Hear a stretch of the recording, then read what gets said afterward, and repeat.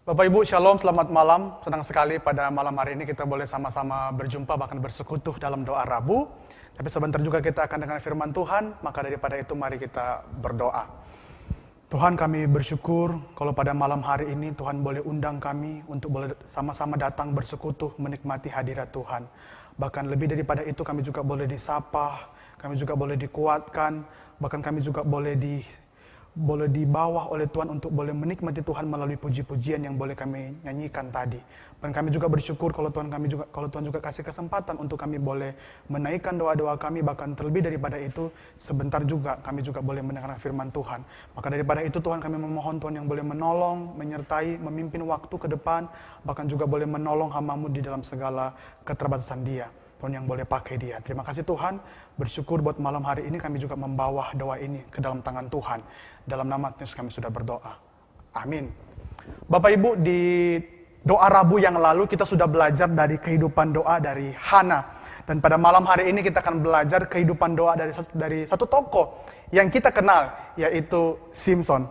Bapak Ibu, kita semua pasti tahu bahwa Simson itu adalah seorang hakim Israel. Tetapi tidak sekedar menjadi hakim, Simson itu juga adalah seorang Nazir Allah. Dan yang unik dari Simson adalah dia seorang Nazir yang berasal dari suku non-Lewi. Dia berasal dari suku Dan. Dan hal yang unik yang lainnya adalah berita tentang kenaziran Simson itu sudah disampaikan oleh malaikat sejak Simson itu belum dikandung oleh ibunya. Ya, mari kita memperhatikan bagian ini di dalam Hakim-Hakim 13 ayatnya yang kelima. Hakim-Hakim 13 ayatnya yang kelima. Saya akan bacakan buat Bapak Ibu semua. Sebab engkau akan mengandung dan melahirkan seorang anak laki-laki. Kepalanya takkan kena pisau cukur. Sebab sejak dari kandungan ibunya, anak itu akan menjadi seorang Nazir Allah. Dan dia akan mulai penyelamatan orang Israel dari tangan orang Filistin. Bapak Ibu, kalau kita memperhatikan ayat 5 ini atau ayat sebelumnya, di dalam berita yang disampaikan oleh malaikat kepada mamanya Simson atau kepada orang tuanya Simson, itu tidak hanya tentang bahwa nanti dia akan mengandung seorang anak yang nantinya akan menjadi seorang Nazir. Tetapi di dalam pesan itu, malaikat menyampaikan bahwa ada panggilan atau ada tujuan khusus yang harus dikerjakan oleh anaknya atau oleh Simson. Dan panggilan itu apa? Ada dua. Yang pertama adalah di mana Simson itu harus membebaskan bangsa Israel dari penindasan bangsa Filistin yang sudah berlangsung selama 40 tahun. Tetapi tidak hanya itu Bapak Ibu, Simson juga dipanggil atau diberikan panggilan oleh Tuhan untuk menjaga kekudusan hidup sebagaimana hukum mengenai kenasiran yang sudah pernah Tuhan sampaikan kepada bangsa Israel di zamannya Musa. Bapak Ibu bisa membaca hukum itu terdapat di dalam Bilangan pasal yang ke-6. Tuhan mengatur begitu banyak hal tentang kehidupan seorang Nazir sampai ke hal-hal yang paling sederhana tentang makan, tentang minum, dan lain sebagainya. Nah, mungkin muncul satu pertanyaan bagi kita bahwa kenapa ya Tuhan itu mengatur sedemikian ribet kehidupan seorang Nazir, atau kenapa Tuhan mengatur sampai ke hal-hal yang paling sederhana tentang kehidupan seorang Nazir, atau kenapa seorang Nazir juga dipanggil untuk memelihara kekudusan hidup. Nah, kenapa Bapak Ibu? Karena menjadi seorang Nazir juga harus menjadi teladan rohani.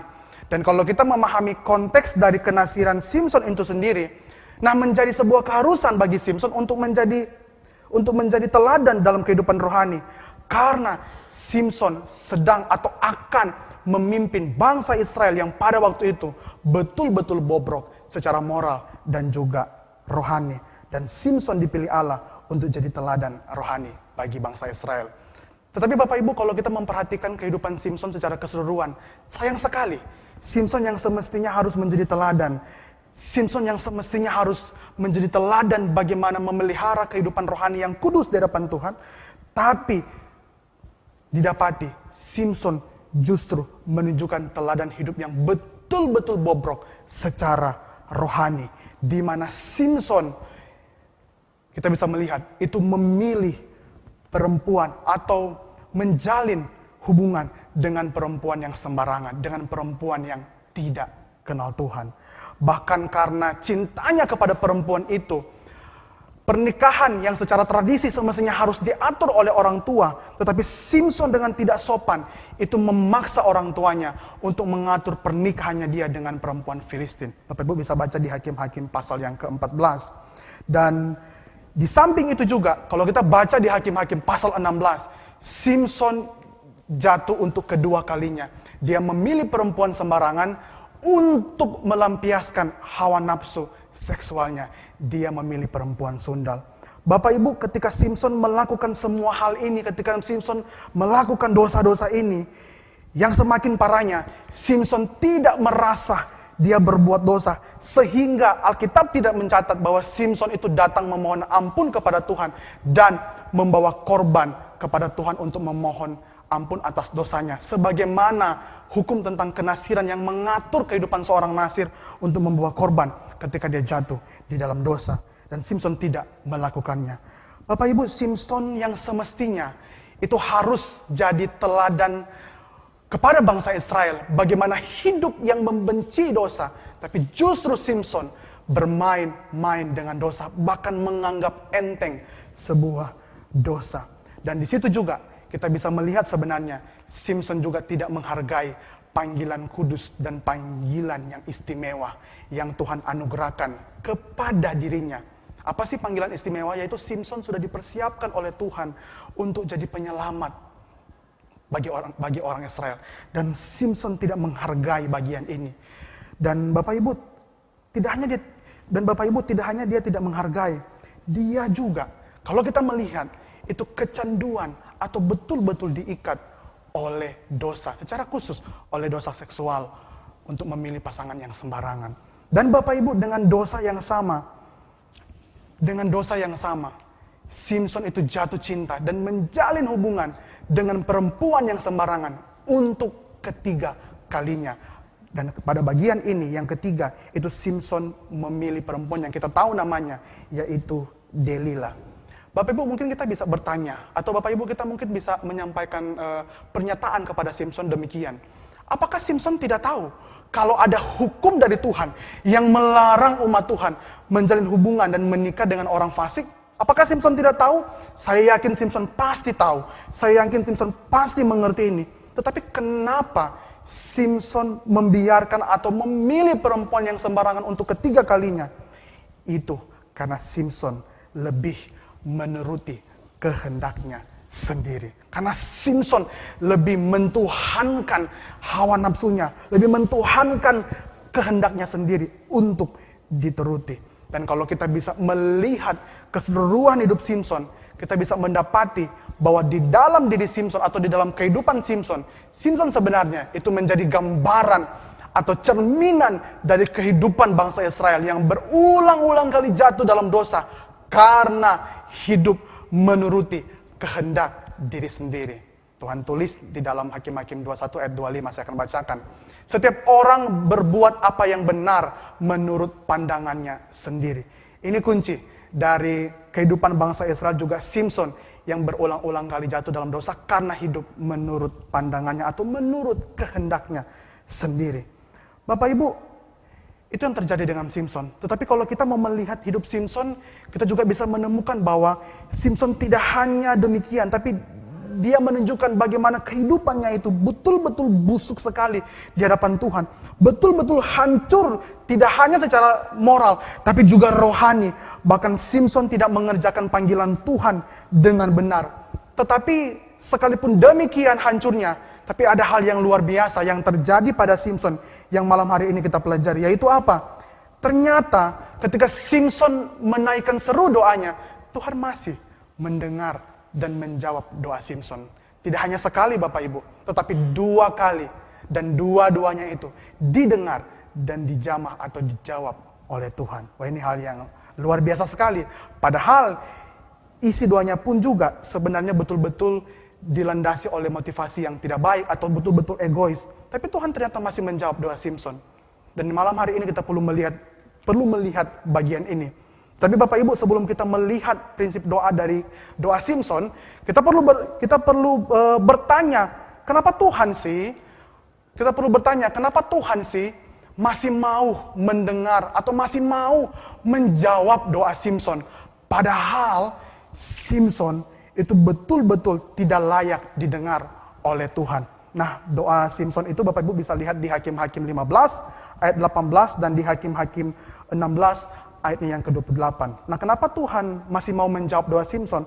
Karena yang pertama, Tuhan ingin menyatakan kepada Simson bahwa Dia Allah yang tetap setia menemani Simson sampai di titik terendah hidup Simson. Jadi Tuhan tidak hanya menunjukkan bahwa Dia Allah yang setia kepada Simson ketika dia baik atau ketika dia belum berbuat dosa, tapi justru di dalam keperdosaan pun Tuhan itu menunjukkan bahwa Dia Allah yang setia, yang tetap ada mendengar doa Simson. Itu yang pertama. Tapi yang kedua, kenapa Tuhan tetap menjawab doa Simson? Karena ada rencana Tuhan di balik doa Simson. Ini yang paling penting. Karena ada rencana Tuhan di balik doa Simson. Dan rencana Tuhan itu ada dua. Apa yang pertama? Yang pertama adalah karena memang Tuhan ingin menghukum bangsa Filistin. Jadi ketika Simson berdoa memohon kekuatan dari Tuhan, di situ juga sebenarnya Tuhan memang sedang akan menghukum bangsa Filistin, bangsa yang jahat, bangsa yang hancur juga, dan bangsa yang juga sudah menindas umat pilihan Dia. Tetapi yang kedua yang tidak kalah penting dengan poin yang pertama adalah karena ketika bangsa Filistin itu dihancurkan oleh Tuhan di bagian itu pasti akan menjadi sebuah berita yang besar kepada banyak orang bahwa ternyata Simson berhasil mengalahkan mereka, padahal mereka sudah memuja-muja Allah mereka ya, Allah Dagon. Nah, itu bisa menjadi bagian sebenarnya di mana bangsa Israel melihat bahwa ternyata dewa yang besar atau Allah yang disembah oleh bangsa Filistin yaitu Dagon ternyata mampu dikalahkan oleh Allah. Dan ini menjadi momentum yang baik bagi bangsa Israel untuk sekali lagi melihat bahwa tidak ada Allah yang sehebat Allah Israel. Dan Tuhan mau bangsa Israel melihat dan berbalik kepada Tuhan. Karena hanya Tuhan Allah yang paling terbaik. Bapak Ibu, melalui bagian tadi yang saya sampaikan tentang Tuhan yang masih menjawab doa Simson, dari situ kita bisa melihat bahwa ada hal atau prinsip-prinsip yang baik yang kita boleh belajari dari Simson, sekalipun ada hal-hal yang jelek juga dari dirinya. Apa yang pertama? Yang pertama adalah bahwa di dalam keadaan apapun kita harus tetap datang berdoa pada Tuhan. Sekalipun mungkin kita lihat bahwa Simson itu seperti orang yang tidak tahu malu ya. Dia sudah berdosa tapi dia mau datang kepada Tuhan. Bahkan juga dia seperti orang yang hanya datang kepada Tuhan ketika dalam keadaan yang dia lagi butuh saja. Tetapi sebenarnya di bagian yang lain itu baik bahwa Simson masih ingat untuk datang berdoa di hadapan Tuhan. Dan ini juga perlu kita pelajari di mana di dalam keadaan apapun kita harus tetap datang berdoa kepada Tuhan. Mengapa Bapak Ibu? Karena kita harus ingat waktu kita datang berdoa kepada Tuhan, itu kita datang berdoa kepada Bapa kita. Bapa yang penuh kasih. Bapa yang tidak hanya akan mendengar seru doa kita ketika kita dalam keadaan yang baik-baik saja, tetapi di dalam keadaan berdosa pun Bapa tetap akan mendengar seru doa kita. Dan ini yang tadi yang sudah saya bilang bahwa kenapa Tuhan menjawab doa Simson? Karena Tuhan tetap ingin menunjukkan bahwa Dia Allah yang setia, yang tidak hanya menemani dan mendengar doa Simson ketika Simson dalam keadaan baik, tetapi dalam keadaan buruk pun Tuhan tetap ada di sana karena Dia Allah yang setia, yang penuh belas kasihan. Bapak Ibu, ini sebenarnya harus menjadi berita yang sukacita kepada kita karena Tuhan terbuka untuk kita datang kapan saja. Permasalahannya kita mungkin yang sering lupa dan mengabaikan Tuhan, atau kita mungkin yang sering lupa bahwa Tuhan itu terbuka untuk didatangi kapan saja di dalam doa. Maka mari kita belajar bahwa di dalam keadaan apapun kita harus belajar tetap ingat untuk kita datang berdoa di hadapan Tuhan. Yang kedua adalah Bapak Ibu, Simson boleh memberikan kita teladan bahwa ketika Simson berdoa, di situ Simson menunjukkan bahwa dia menyadari keterbatasan dia sebagai manusia. Sekalipun mungkin Simson menyadari bagian ini hanya ketika dia mengalami titik-titik kritis dalam hidupnya, tapi nggak apa-apa. Yang baik dari dia masih ingat Tuhan dan dia juga ingat bahwa dia perlu Tuhan karena dia terbatas sebagai manusia, sehingga dia memohon Tuhan untuk boleh memberikan dia air karena dia haus, Tapi di doa yang kedua, dia memohon Tuhan sekali lagi untuk boleh memberikan dia kekuatan.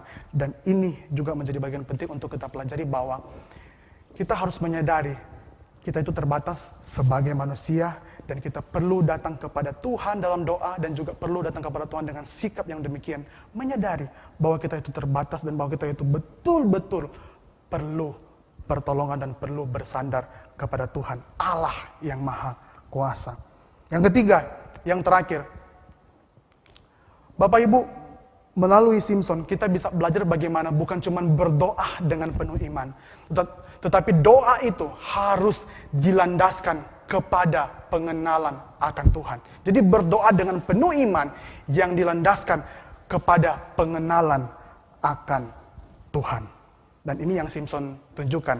Di doa yang kedua, Simson tidak hanya berseru kepada Tuhan, tetapi Simson berseru dan menyebut nama Tuhan dengan sebutan Yahweh. Bapak Ibu, ini penting sekali. Kenapa penting? Karena ketika Simson berdoa dengan menyebut dan memanggil nama Tuhan dengan sebutan Yahweh, di situ Simson lagi dibawa kepada pengenalan akan Tuhan yang memperkenalkan dirinya sebagai Tuhan yang setia kepada ikatan perjanjian. Dan sudah terbukti sejak Tuhan menuntun kehidupan nenek moyang mereka. Ada Abraham, Ishak dan juga Yakub. Dan kepada Tuhan itulah, dan kepada Tuhan inilah Simson juga percaya bahwa dia pasti akan menerima janji Tuhan ketika dia berdoa pada saat itu. Maka Bapak Ibu, kita perlu berdoa dengan penuh pengenalan kepada Tuhan.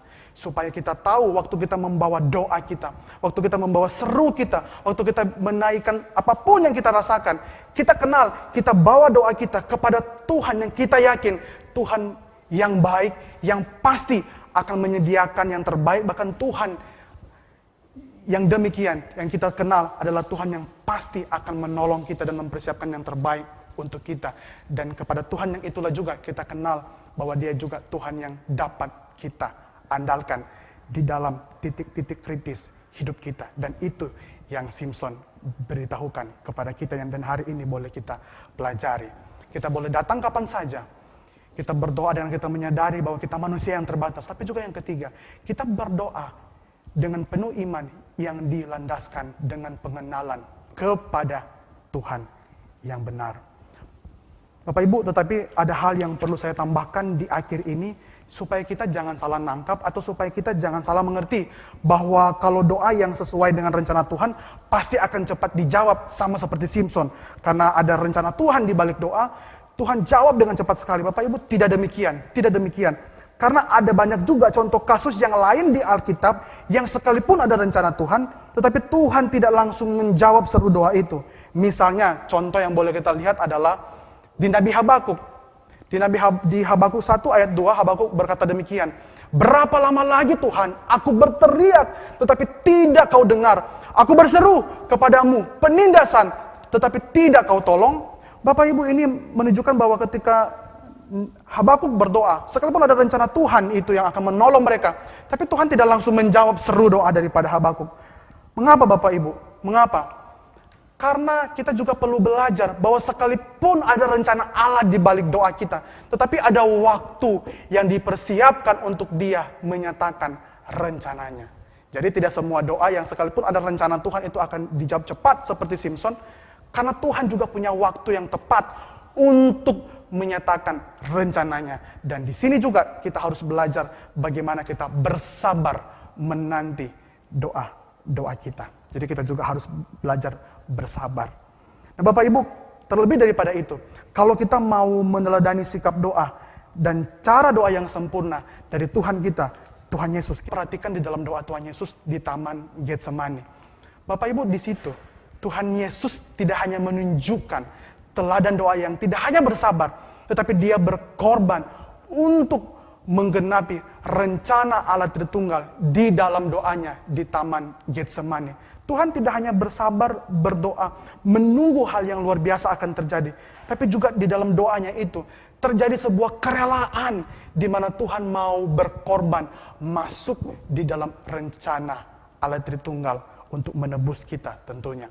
Maka Tuhan juga mau Bapak Ibu, pada malam hari ini, kita tidak hanya sekedar belajar bersabar dalam doa menunggu rencana Tuhan, tetapi kita juga boleh boleh juga belajar berkorban untuk masuk di dalam rencana Tuhan melalui doa-doa kita. Mungkin saja Tuhan lama menjawab doa kita karena Tuhan menunggu untuk kita boleh berespon bersama-sama dengan Tuhan untuk boleh mengerjakan rencananya Dia.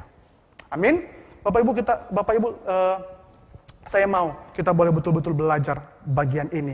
Karena bagian ini juga menjelaskan apa arti doa yang benar juga kalau kita melihat dari contoh Tuhan Yesus. Bagaimana menempatkan rencana Tuhan sebagai prioritas dalam hidup kita. Bapak Ibu, kiranya firman Tuhan pada malam hari ini boleh memberkati, boleh menguatkan, bahkan juga boleh menolong kita di dalam membangun kehidupan doa kita. Mari kita berdoa. Tuhan, kami bersyukur kalau Tuhan boleh sekali lagi berbicara, mengingatkan, membantu juga menegur kami melalui kami belajar di dalam doa Simpson pada malam hari ini. Biarlah Tuhan firman Tuhan yang boleh didengar, boleh betul-betul kami imani, kami percaya, kami lakukan dan kami juga terjemahkan di dalam kehidupan doa kami hari lepas hari. Tuhan pimpin kami Tuhan, Tuhan juga boleh menolong kehidupan doa kami boleh betul-betul bisa terlaksana dan bisa dibangun dengan disiplin.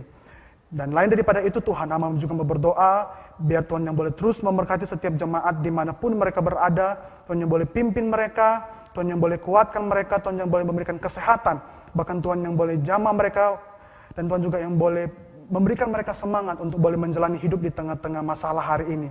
Bahkan lebih daripada itu Tuhan, biarlah mereka juga boleh terus dekat dan mengingat kepada Tuhan. Dan biarlah kasih, sukacita, damai sejahtera daripada Allah Tritunggal boleh datang menyertai dan menuntun kita dari hari ini sampai selama-lamanya. Amin. Bapak Ibu, persekutuan doa malam kita telah selesai. Tuhan memberkati. Bapak Ibu boleh mengambil waktu teduh.